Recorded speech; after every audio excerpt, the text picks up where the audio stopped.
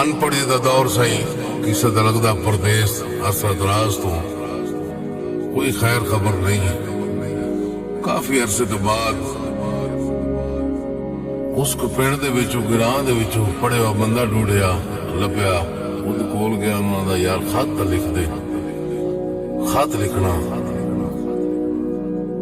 ਉਸ ਬੜੇ ਬੇਤੱਕੀ ਨਾਲ ਆਖਿਆ ਵੀ ਯਾਰ ਦੱਸ ਕੇ ਆਗਾ। ਲੈ ਆ ਕਾਗਜ਼ ਕਲਮ। ਕਾਗਜ਼ ਕਲਮ ਉਸ ਲੈ ਆਂਦਾ। ਉਸ ਆਖਾ ਦੱਸ ਕੇ ਨਾ ਕਿ ਲਿਖਵਾਉਣੀ ਖਤ ਜਨਾਬ ਦੇ ਪੇਸ਼ੀ ਖਿਦਮਤ।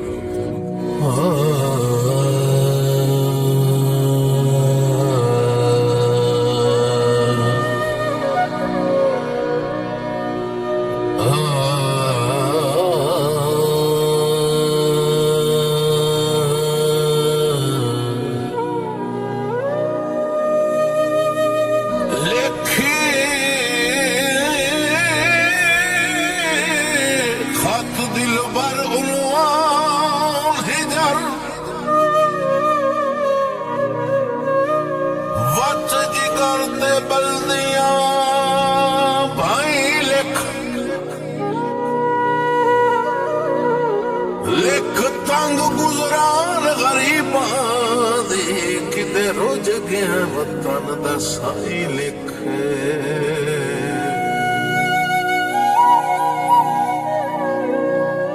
एडा जुर्म संगीन ता कोई ना होया,